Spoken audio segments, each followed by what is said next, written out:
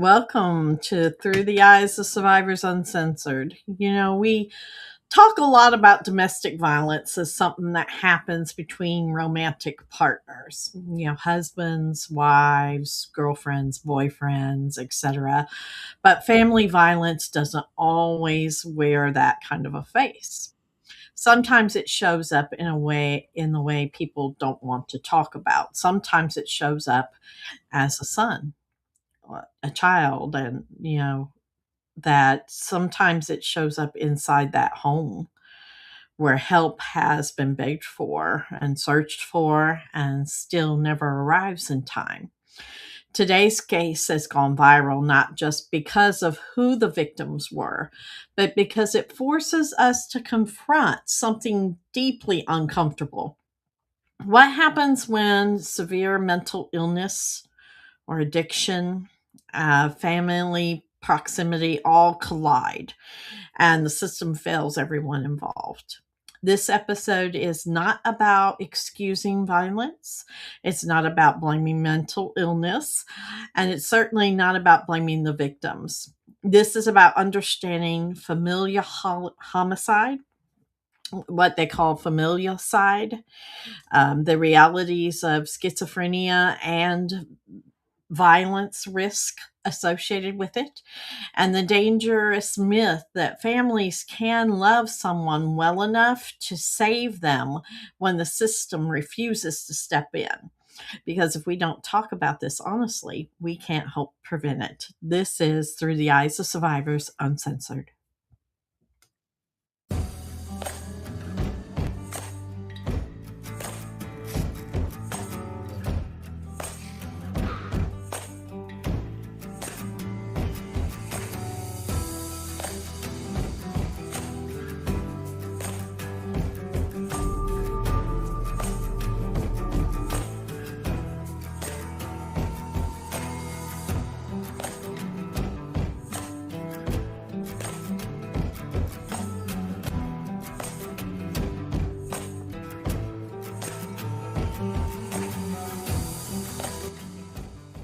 Important notice: the following content may be triggering.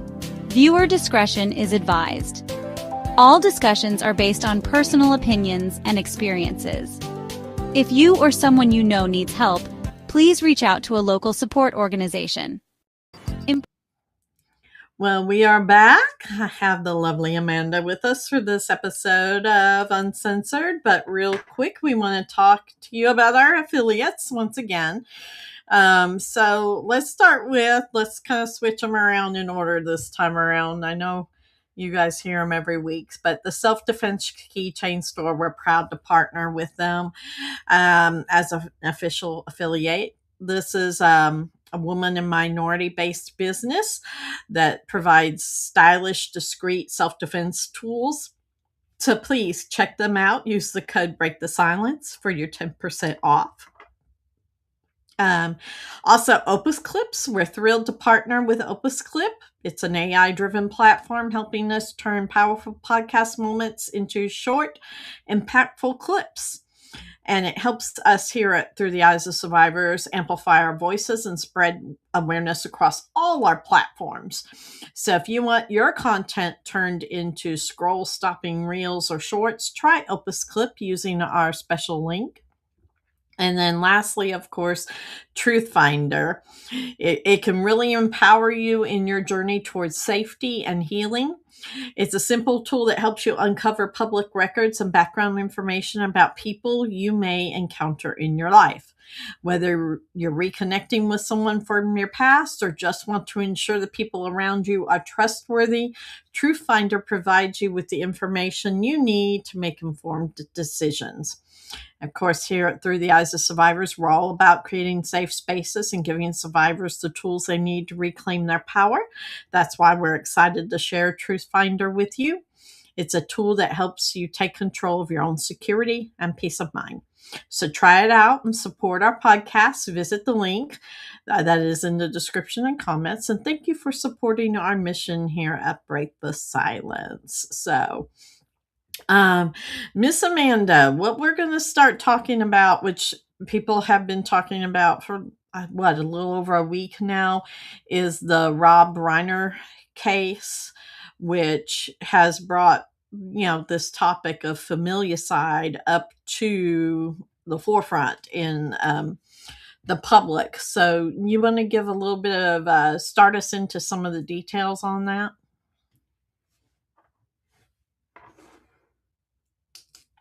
Oh, you're muted, Amanda. I am so sorry, guys. I can't give my opinion if I'm not unmuted. So unfortunately, as Tara said, I think this has been a little bit over a week ago. Rob Reiner and his wife Michelle were murdered by their son Nick Reiner, 32. He has been charged. I'm sorry, in the first degree Mm-hmm. charged in their deaths. Um, this has been something that they said was caused by stab wounds. So obviously there was multiple. Prosecutors have added some special circumstances charges, including multiple murders. They use a knife, which is a harsher charge. There was reports, unfortunately, that their daughter, I think her name is Rami, found her father, but she did not know that the mother was deceased until the paramedics were able to respond. So this is kind of a situation that was very kind of sad and gruesome, but this seems to have some mental health background to it. It seems that the son has struggled with some mental health issues in the past. The father has been very open about it. I think he's had some substance issues. The father even done what I've seen Tara, like even a movie talking about the struggles that his son um, was experiencing. So this was something that actually they were not very secretive that the son had a struggle, but I don't think people knew the escalation of what was going on behind scenes. Right. And I can't imagine how disheartening all of that is. I mean, nobody deserves to die a violent death, but this No, was extremely personal. no, We talk about all the time with intimate partners and things, but with your own child, yes, yes, I can imagine as a parent how that probably was the last thing they ever thought of at that point. yes, yeah. I mean, and again, we always say we don't know until we're in the households, right, Tara? So Mhm. obviously, we're only seeing what this man is doing in interviews and talking. But from what I was seeing, he was very open and proud of his son, of not hiding his struggles with his any. Again, I might be wrong. I believe there was substance addictions. I know there's some mental health, Yes, um, he had been taken to various like rehabs and yeah. clinics. Yes, I mean, and I remember even his son helped him with one of the films that he was working on. I mean, so he had him very much involved. Um, so to me, I kind of feel like this was something that people don't realize that, like, yes, it seems calm, right? Like this father is really supportive and very loving. So this only happens to the parents that are submissive, that there must be they must be real jerks at home, right? Or they must have did something to really tick him off. And again, we don't 100% know the motive. That's never been kind of released. That's not something the public knows or I know. Mhm. Um, but it really did. Like I saw interviews with this man sitting next to his son, and they even asked him, like, "Does it bother you that your son's getting more of the limelight? Does it bother you?" And he's like, "No, he's my son. I love him. I'm proud of him. I want him to have." So I very much felt that this was something again that was very hard for even his colleagues, because people were coming out talking so highly of Mhm. this man and the experience working with him, and just was so shocked on how I don't think, again, like just with domestic violence in relationships, we don't understand it only takes one incident, one trigger, one bad fight. It doesn't have to be the basic of the whole relationship. And that's what's scary. And that's what really people need to understand too. Like they could have had a great day the day before. They could have had a great day all day up until one incident. Right. it does not take a whole like week or a whole entire day for a fatal thing to happen, and that's scary. It is. It's Now, scary. I know in these details, he was spiraling that day period, but Yes, I think he was just having an episode, and I don't think. And excuse me if I'm wrong, Tara, but they also probably were used to his episodes, so they probably thought, "Hey, this is Nick having a moment." You know, this wasn't, and it probably maybe got worse within time. You Mhm. know. Well, and I want to make this clear for anybody watching because I have seen this with other people posting stuff. We're not assigning any of this to any political stuff. I've seen this case go where Yeah. people are trying to assign political. We're not Mhm. doing that here. We are talking about, how this pertains, and it goes down both political aisles, what this kind of thing, how it relates to domestic violence, and what key takeaways we can do so incidences don't Don't happen like this happen. again. Mm-mm. And, people don't realize how common this familicide is. Um, and they want Gosh, to relate it, they always want to relate it kind of like the big case back in the day. I'm sure you remember this, is the Menendez boys. yes, I was just thinking about that as we were talking. I mean, they have that Netflix film. I mean, they have always altered the ways of what these parents were and who these boys were. There was two different narrative, right?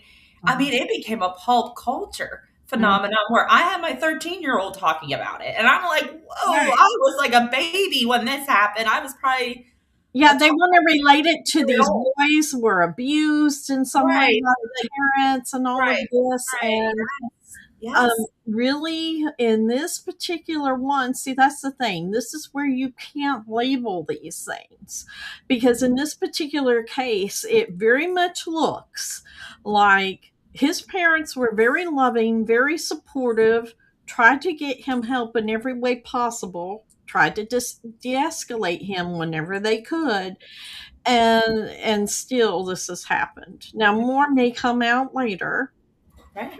but things like this do happen even in good families. Yes, yes. I mean, people break. People Mhm. break. People go through moments and times with mental health crisis, things that are not them. Arguments built up. I mean, accidents happen. You know what I was even thinking of, Tara, when you talked about the Mendez brothers? This is way long ago. Marvin Gaye and his father. Oh, yes. I mean, that was a father and a son. Yes, an elderly father, An yeah. elderly, I mean, he killed his own son. And I mean, again, there was a lot of demons in that what was going on in that family.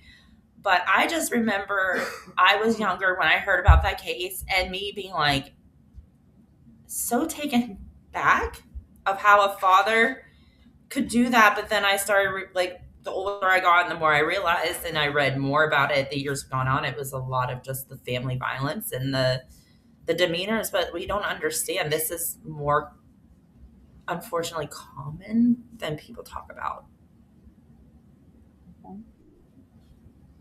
Again, it's one of those things where a lot of family members don't want to talk about, and it's a lot of those things. If I, I again, I think that this is unfortunate again because I think again our first instinct sometimes goes, "What do these parents do to make Right. this boy do this to them?" Right?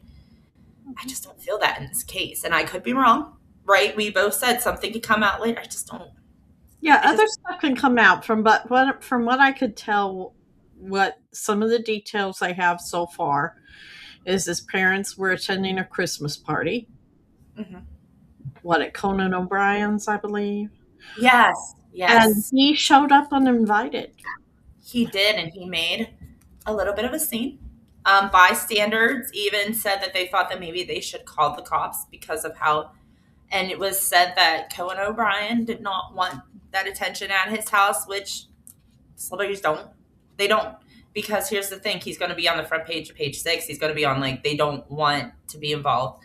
Unfortunately, I'm sure that he does feel bad, and certain people feel bad now because of the results of that. but I don't think anybody understood that was going to be the results of that either. Yeah, because it wasn't just at first I thought he was there confronting the parents, but when I started reading it, he went up to other celebrities, comedians and stuff and was asking them questions and getting hostile with them. Like he was just And breaking. and then his parents stepped in, and then he had an argument with them. And to me, that would indicate, I mean, if you do a natural assumption process, of course, I'm a mother. Of course, if I see my son losing it at a party he wasn't invited to, he's coming in and creating problems, I would have gone, hey, we need to get you home. What's wrong with you? Are you, off the wagon? Right. Like, do you need intervention? I'm not feeling safe with Do I you. need to take you to the hospital right now? No, Right. we're going home. And I'm sure that's the kind of conversation that was going on where he was coming back very hostile with them. Right. And I think, and again, I don't know what their safety plan is or how they handled him. Like, I know a lot of families that have children that have mental health problems or crisis. Like, you'll have safety plans, right? Or ways. But I also feel like a lot of parents, unfortunately, sometimes make a mistake of when things really get hostile, they want to de-escalate it before having to go any further because they know what the escalation is for that child. Because let's say they've had a bad experience with, I know certain, I don't know where it's called in California, but like 302, where they involuntarily make you have to go inside, a protected psych ward, or they've had to do things and maybe it hasn't always been what they felt was best for him. So now these two people are trying to, maybe we can do it this and handle it. And it blew up, but I don't know. I don't know because I feel that sometimes as parents, when you go to different resources and try to get help, just like with domestic violence survivors do, we sometimes try to meddle it ourselves. We try to mend it ourselves. We try to control it ourselves. Right. So it could also be where one of those things where, okay, he gets like this and yeah, we get these really bad ones, and maybe this one just went so far that it got so out of control they couldn't even turn around from it. This was a whole new level of what they've never dealt with. Yes. And so many times people within domestic violence relationships themselves, their partner gets similar diagnosis, so I know mine.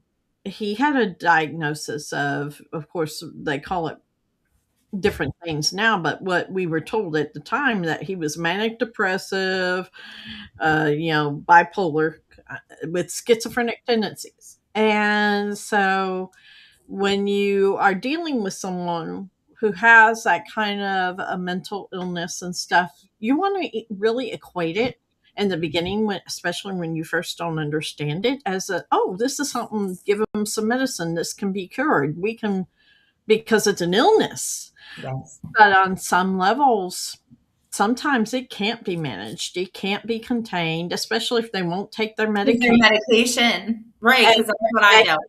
a drug addiction on top of it, Yes. or an Yes. alcohol addiction on top of it, that makes it even harder. It is. And it brings out their mental conditions even worse, even sometimes more in a violent way. So I agree, Tara. It's one of those things again, if you're using substance in that time and especially if he's taking his medication with the substance, whew. And I mean, I personally know with certain medications for depression or anxiety, if you get off them very fast, it can cause you to go into a psychosis. It can cause you to really come down from a base level that's holding you and drop real fast. So if he was using anything then or drinking, he was gone. He was gone. And again, we don't understand that sometimes that's a lot in domestic. And I dealt with that. I was told by his parents several times that when he was a teenager, he was put on medication and he was balancing very well. And he was able to go to school, respect rules, able to focus. But when he was off the medication, it was the worst of the worst. Well, I never knew him on medication because he refused. I mean, I tried and I tried and I tried because I felt that if we could just try and you don't like it, he wouldn't do it. And I agree. It's one of those things where it's either A, they do it for a while and then they stop taking it, just to make the family happy, come back together again, come back to me, I'll do this, my conditions, because they'll play nice when they want you back. They will. They'll do everything in that like week, of you coming back, like to make you feel secure in your decision, but then they stop. And I feel like it's even more dangerous when they stop taking it than not taking it at all. I Right. do. No, I agree with you there because we went through that. We went through first finding the right medication, and there were some medications that made him more suicidal. Yeah. Yeah. And then when you finally found the right medication, I've said this multiple times, it was a year and a half of a really great marriage. Hmm. Kids were I'm happy. I was sure. happy. He was happy. I couldn't even imagine life could be that good with him. Didn't it didn't even cross my brain. But Right. all of a sudden, he decided, I can manage this on my own. I don't need this medication. And he wasn't going back to it. And it went from zero to where it was 0 to 10 before, it went to 0 and 20 Hmm. when that happened. Yeah. Because it's just such a major drop for them in balance and in everything of what they're trying to level with that medication. It's a crash. And as you said, if they're taking drugs on top of it and they're drinking, that's a whole other demon. And I dealt with that. I mean, I can't even tell you. I mean, because he had already an untreated mental health condition and he was drinking and using on top of that, that's when he was the most manic. That's when he would beat me the worst. I mean, that was when he had no consideration for human life. He just didn't. I can't even explain what person he would turn into when those moments would spike. And again, alcohol and drugs do. It's not an excuse. And I used to get so mad because I remember at the beginning, Tara, and you know this, I did not know he was using throughout our relationship together. I did not. That was something I found out years later. And when I was being taken into the shelter, they were asking me like, "Does he use this?" And I'm like, getting mad because I'm like, no, he's just an asshole. Like, he's just an asshole. Like, that's all I wanted to say. Like, he's just, but then I was realizing there was importance behind that because there was even drops of his personality in different times where I was like, man, he's really mean for no reason. Or, man, he's really manic right now. And it's just a different day. Nothing's happened. And I could see how they struggled with their son in this way of having good moments where they were able to get him medicated. Like when they were doing those films with him, wonderful times, right? Mm-hmm. His dad, I bet you his dad was trying to involve him, trying to get him to find a hobby. That's what I think he was trying to do. Well, more than Give, that, get him to focus on something that gave his life oh, meaning, right? giving him saying, this is, son, I have this alleyway. I paid this way. I'm a famous person. I'm gonna let you get a little bit of this life, and maybe this will make you want to get better, and maybe you'll have better. Like, I feel as parents, when our children are struggling, we want to give them things to strive for, right? So that they can get out of that mode of hopelessness and defeat. We want to give them something that they love because it gives you confidence. I Well, think that's and what better way? This father, right. he I mean, he found meaning in life with all these films he directed, great right. films. I mean, wonderful films. Absolutely. And, I love Princess Bride. Still watch I it. know that's such a But I think, as a father, he was trying to show him that what provided him meaning in his life may possibly provide his son meaning in life too. And as parents, we normally do that. absolutely, because we want to give them something to strive for, to look forward to. Give him confidence, to give him that shine, to give him that. And I think that's what he was trying to do, is to give him confidence in somewhere, because he could tell that he was struggling and that he needed. And I think you could see even when he was doing those interviews with his dad at that time when they were proud. Even Nick looked very like, happy and kidding. And so it seemed like it was a very good time in general. But unfortunately, when it comes to mental health and substance abuse and even domestic violence, we even have that where as you said, Terry, you had that year and a half. I had wonderful moments with my ex where I was like, this is my best friend. This is my soulmate. This is the man that I know I should like Like, we were the power team when he was wonderful, but it's just like with their child, right? Like, he was wonderful, but then when it goes, it goes. And I feel like it goes worser every time, because I would always say he always ups his game every time we have a moment. He ups it. It's not. It's just the slow facade of it just breaking and breaking and breaking, and it not being controlled. Mhm. And Well, we don't. I know in our case, he was very convinced of, this is who I am. Accept me how I am. I don't need drugs. This is who I am. And I'm like, you're not stable, is who you are. This is Right, not, right. This is a no-go. This ain't like, I take me as my, yeah, no, this isn't like you have diabetes. You know what I mean? Or like something that's like, and you need a little extra insulin help, or you need special diet, or, you have a colostomy bag and well, I need to help you. and the It's guilt not is like immense that. because you feel like you should be. You took those vows, Yes, read out mouse, yes. orders. And Expect, but this is even more so. This is your child. that's You what I was can't about to say. just This is divorce your yourself from child. a child. Because that's even because you created this person. You Mm. created this person. You brought this person into the world. This isn't someone you picked. This is someone you created. And that's a whole different level of responsibility and commitment and love and nurturing and worry. And oh, nothing can make you worry or concern more than your child if you're a parent that absolutely cares for your child.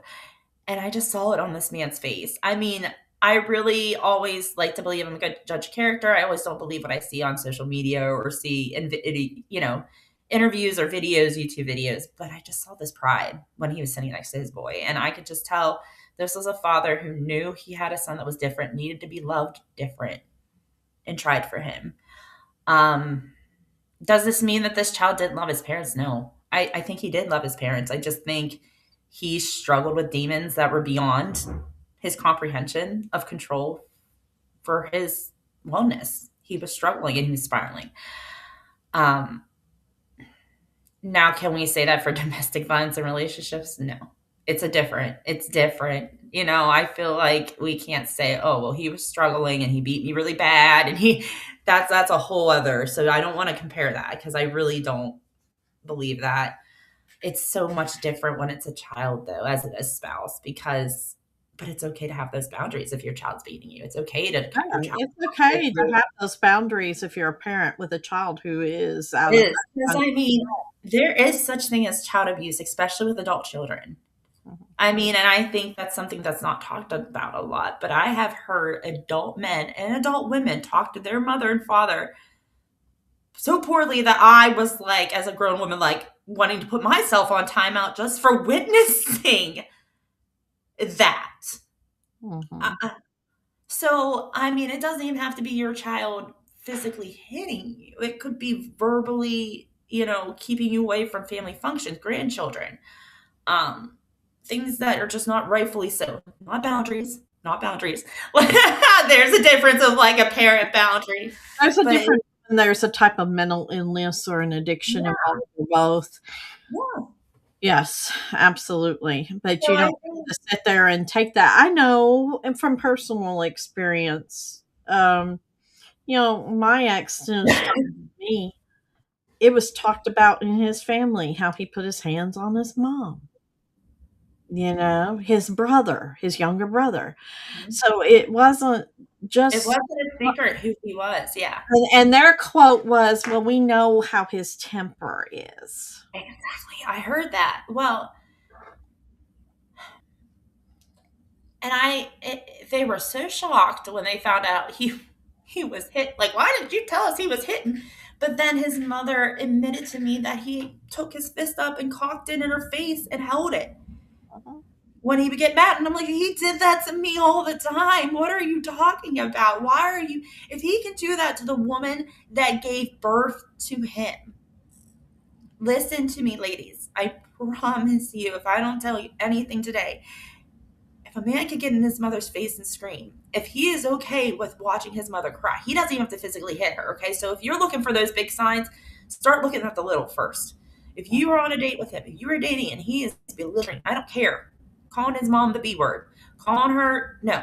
There's boundaries that men can have on their mothers that are unhealthy to them, and they never have to call them that word, or never have to scream at them, or never have to do certain things. And see, I know both sides of that. And I chose a man who was calling his mother the B word, and I thought it was justified. And it was not. It was not. And it was showing me what I was going to get. Right. And so it's different. It's just so different. This case is just so unfortunate because, again, I do believe the daughter found the father. Yeah. I can't imagine that. I can't. This family is traumatized. I mean, I can't.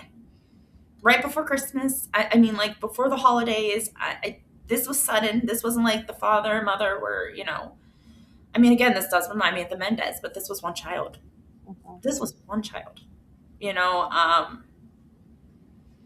He got a hotel room right after. I mean, this seemed very much pre-planned. This seemed like he very much went into a rage and had an idea. Even if he was in the right mind, I think he had plans. And I think that,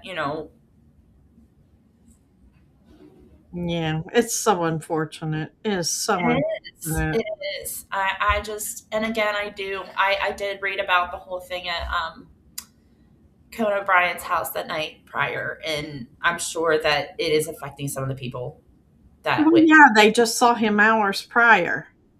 Right, because then and especially the people who were like, maybe we should report this, and the people are like, what's not? And you're like, Yeah, it puts a big glaring spotlight on it for them that this is real.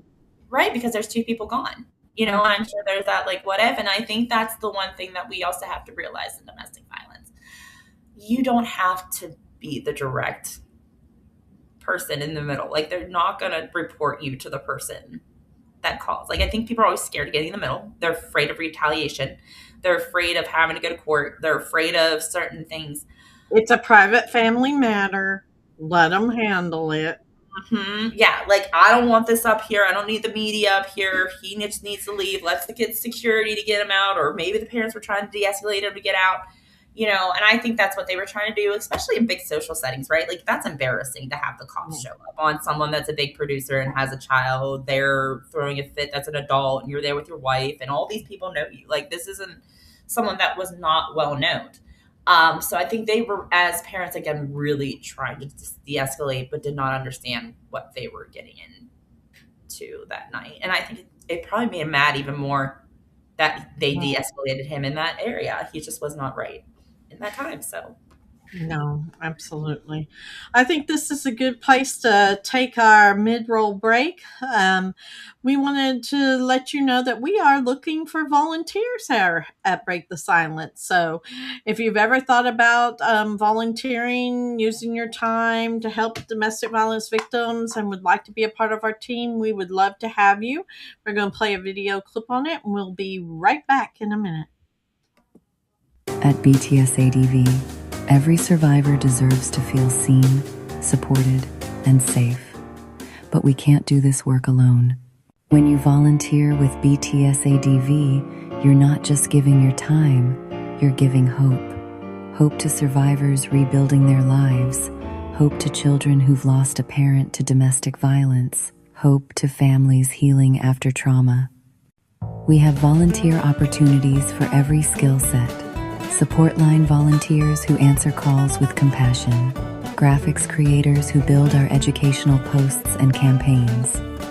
Editors who turn podcasts into powerful short-form videos. Social engagement volunteers who help keep our pages safe. Podcast moderators who guide conversation and protect survivors live. Website editors who help publish survivor stories and resources. And video reel creators who bring awareness to millions. You don't need to be perfect. You don't need special degrees. You just need a willingness to show up with courage and empathy. We train you. We support you. We walk with you every step of the way.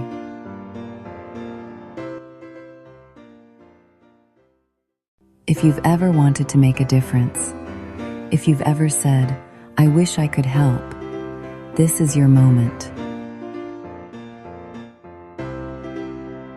Join our volunteer team.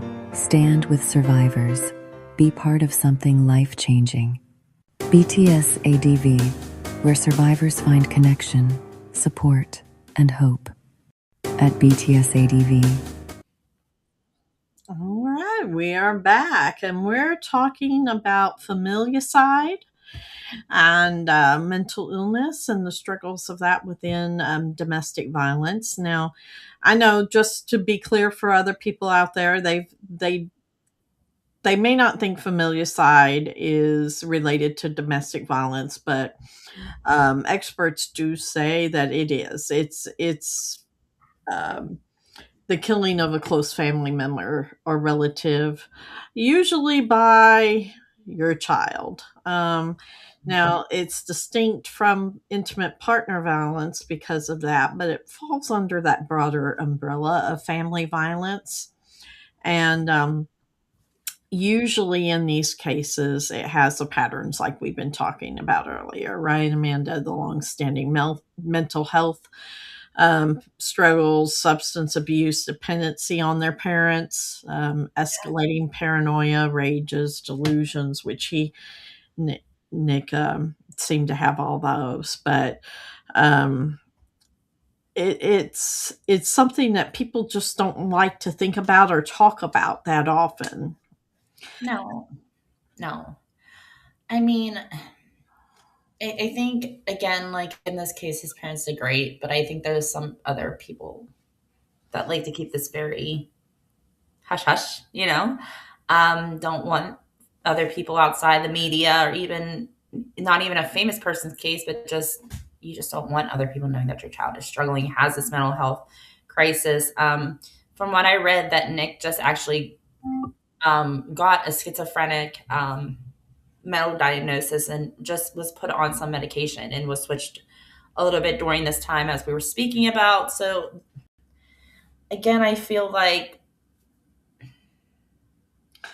Well, you don't want to wipe it away with, okay, his meds were off. They were giving him new right, meds, so that created right. this. I Just just because somebody's meds are off doesn't mean they're going to go It into does not. No.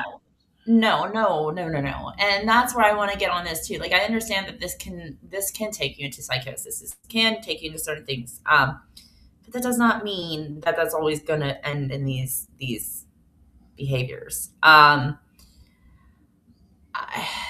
It's really hard though for me, Tara, because I feel like, again, this is one of those things.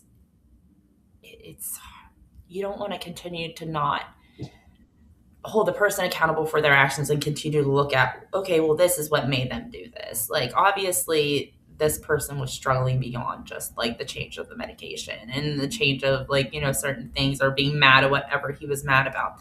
This was a struggle that he seemed to be dealing with for a very long time, maybe a lifelong struggle. In domestic violence cases, I think too, that's a lot that goes into hand in hand with mental health. And a lot of these mental health diagnoses aren't diagnosed until they're older, and they're, fully functioning adults living outside their parents' home and having to work jobs. And then they have, like in my case, have families. And, some mental health diagnoses aren't as in your face as others are. And that's another misconception too. I think we want to really say that someone's capable of doing this. Well, they had to be really bad all the time. They had to be, and Nick wasn't bad all the time. You know what I mean? Like, so I think we always want those big signs, and they're not always there either. Again, as I said at the beginning of this episode, it can take just one incident. One incident. It doesn't have to be like we've had past incidents. Like, they maybe have not. They may, again, have a really good safety plan and good ways of handling him that's de-escalated him all these years. I mean, he was, what is he, 32, 31 years old? So obviously this isn't someone that's young. You know what I mean? He's an adult. So, I mean, most people diagnosed with schizophrenia are not violent. It's just, we hear about the most violent cases all the time. So that's what puts that stereotype kind of around it. But, the risk increases when you combine factors. And that's the thing that people need to be aware of. Even if we apply this into partner violence. If you have that kind of diagnosis and then there's untreated or poorly managed psychosis, like you were saying, medications are off, they're actively abusing other substances. The paranoia and delusions that run rampant in their brains make it not safe for them or anyone around them. So it brings a lot of fear. Sometimes they perceive betrayal when betrayal ain't there. Mm-hmm. Um, Mm-hmm. but it goes beyond that to these factors when we're looking at that. There is a line that gets crossed from these kinds of things to where homicide becomes involved. Yes. And and judging where you might be at that kind of risk is very tricky.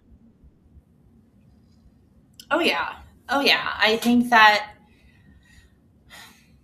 again, I don't, and this could have been something they never foreseen him doing. I mean, because I think back on my abuse and I'm lucky to be alive. So I think it could go both ways where we don't see how bad it is. Because I spoke to a friend recently and I told him, I was like, I did not know how bad he could get, and that's scary.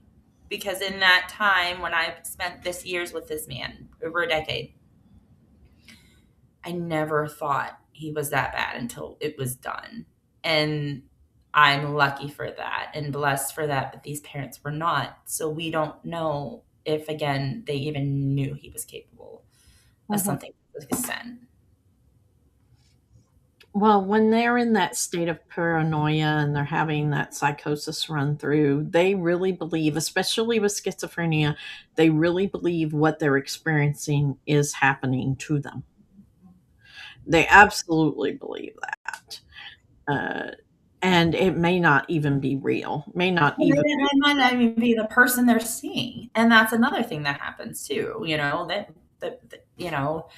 They see people. There's certain things. I mean, it's just, again, it's an unfortunate disease. But again, if there was substance use upon, it on does top of it, that magnify just it. made it worse. Oh, That yeah. magnifies it. That just magnified it. It's kind of like feeding in the demons and making them bigger and more real and more lively, and believable. So again, and that's why I think he was on substance that night, because not only did he see like he was just manic, he was also engaging other people. It wasn't like it really was like a If he kind of was on new meds and was drinking on top of it or taking some kind of drugs, it would have even made it worse. Oh yeah, because I mean, people sometimes get these very big, they'll say godlike personalities where they have all this adrenaline and they think they're indestructible, and they get very violent and very confrontational, and then sometimes, again, I agree, Tara. If it was like one of those things where he showed up and he was just yelling at his mom and dad, right? He was really mad and he found them at this party and he needed to confront them, but again, it seemed like he was just all over the place, just not in the right mind when he was having this episode. Yeah. No, I agree. Absolutely. Yeah. It's rather insane. So part of what I want listeners to definitely know, like, this is where things fail in the system, whether you're a parent or somebody with an partner having these kind of issues. You cannot, as a family member, force long-term treatment. It isn't going to work. I've been there. It is not going to, the whole you're going to leave if they don't stay in, that doesn't make them stay in it. The only way that kind of stuff can work is if there are some strict, like, legal things that you have legal access to make those determinations and sign them in legally and meet those thresholds. Otherwise, they're going to walk out. They're not going to stick to it. They really don't believe they have that much of a problem, if a problem at all. No, or you're the problem. You're the problem because you're forcing. Mm-hmm. And the system seems to be broken too, because all too many times the system discharges these patients too soon, or their health care insurance and stuff runs out, so they kick them out. There's a lack of follow up, there's a lack of enforcement. You know, the parents or yourself as a spouse, you don't have the authority to help these adult, children or your partner, to force them into protecting themselves. They're not going to take it as that. So you've got to watch the warning signs and actually recognize it before the tragedy occurs. You don't have to be in the middle of all of that happening. Sometimes, well, number one, if it's a partner, you got to let that go and protect yourself, protect your children if they're involved. If you're parents, it may be time to have to let your child figure it out without you, because tragedies like this happen. Right. And sometimes it hurts more people than just you inside your home. And I know that's what a lot of parents think. It's like, if we can contain it, they won't hurt other people. No, sometimes it's actually enabling worse behaviors. And I know parents don't mean that, but yeah. Yeah, the earlier you can do intervention, the better. If you're seeing some signs when they're in their teens or whatever, help them get a system of accountability, help them figure out that this is way better for them in those earlier years, because that usually just doesn't present itself overnight all of a sudden when you're 40. No, 30s. No.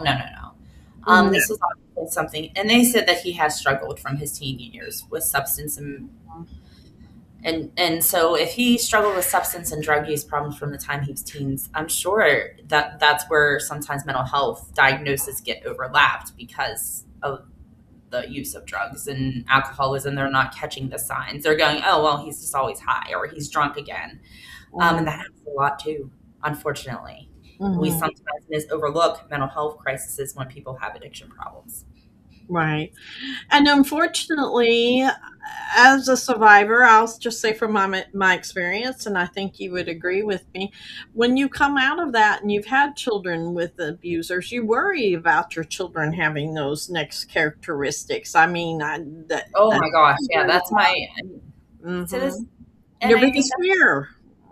I to this day have to catch myself because I have teenagers. Teenagers are teenagers. Sometimes they say and do things that they don't mean.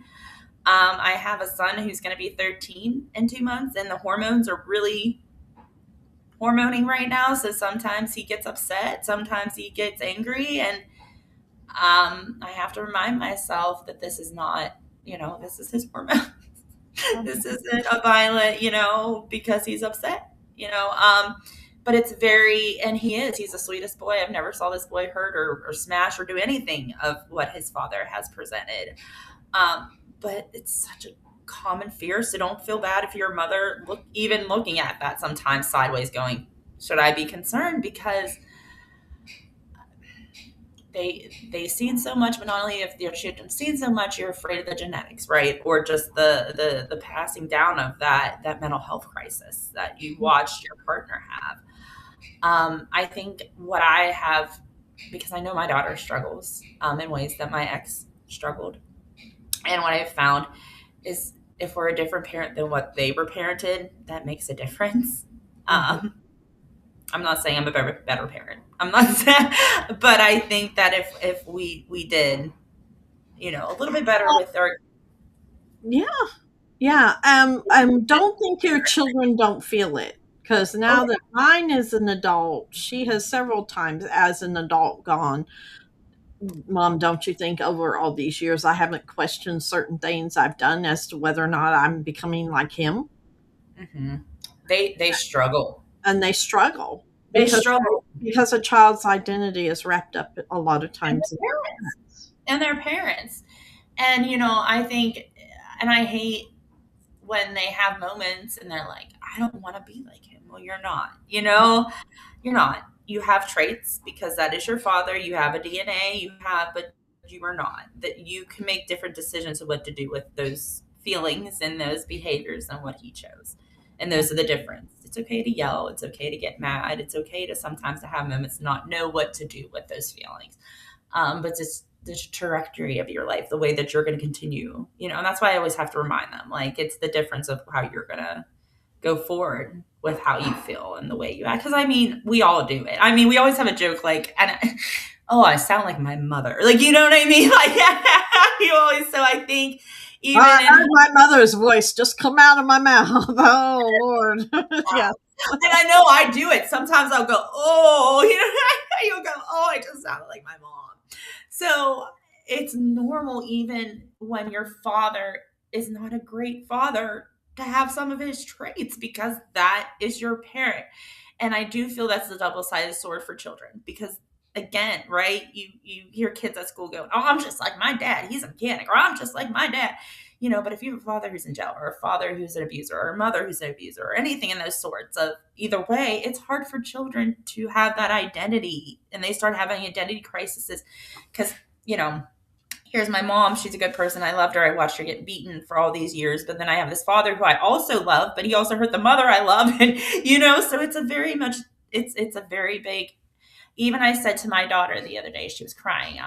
She said she missed her dad. And I am all understanding of it. It's Christmas time. And I even said to her, honey, I know you miss your dad. I know you don't speak to your dad. And I also know that it's love that's kept up inside your heart right now that's hurting so bad because you can't give it away. Mm-hmm. And I feel that is in circumstances. It's okay for us to grieve. It's okay for us to be angry. But sometimes it's okay for us to say, this is love that's pent up in our heart that we can't give away because this person's not healthy. And I think that can go with your children too. And I think that can go with any circumstances. We are allowed to love people. Doesn't mean we are allowed to let people hurt us because we love them. Yeah.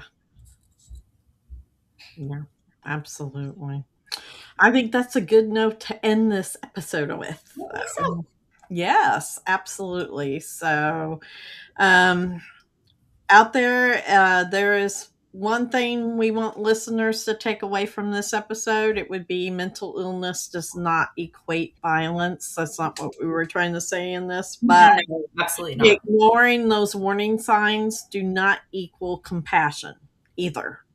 Families need support before crisis points hits. They need that help before the funeral, not after. Mm-hmm. And victims of family violence deserve to be named as such, even when the perpetrator is someone the public wants to pity. We can hold complexity without losing accountability. And we can talk about mental health without erasing victims. And we can demand the system do better before another family is destroyed. I believe that family, as much as they tried to help their son and love their son, that's what they would want, even in these circumstances. Maybe, that's what I would want as a parent, is some accountability without erasing the fact that their son, in some ways, in the systems, was failed as well. So we can have both and recognize both and be more compassionate as people for it. So before we go, just a few announcements. It's New Year's Eve as this is airing, so we will be coming into a new year that it's going to be fabulous. I know that we as an organization have some really great things that are coming up into the new year. So please definitely keep up with us and follow us and like us. You're doing so, helping to subscribe to our different platforms and programs and stuff. Helps get our message out there. So please like and subscribe from wherever you're watching us, whether it's Facebook, YouTube, Instagram, TikTok, wherever. Also, be sure to watch for our Survivor to Survivor that airs on every Friday. It's real questions with real answers with survivor-centered support. And if you want to submit a question, you can submit that at podcast breakthesilencedv.org. Also follow us over on the Narc Diaries on TikTok at BTSADV7. We have raw stories, live experiences there, truths that your narcissist never wanted told. We still haven't quite met our 1,000 subscribers over there. We would love to have that so we could do some live conversations similar to this, but with you live over there on TikTok. So please go over there and subscribe. We're also looking for podcast sponsors for this new year. And if you would like to become one, please contact us at podcast@breakthesilencedv.org. We are a 501c3 nonprofit charity, and your sponsorship, if you're a business, could be a tax write-off. If you're looking for an end-of-year one, please contact us. We would love to have you as a sponsor of the podcast to help get our message out. And also, if you're considering an end-of-year donation, please help us continue the work into next year. Donate through the links that you'll see in the comments and in the descriptions. And we want you to know that you definitely aren't alone. Stay safe tonight as you're out enjoying New Year's Eve festivities. And remember, you are not alone. Your story really matters. And thank you for being here with us tonight.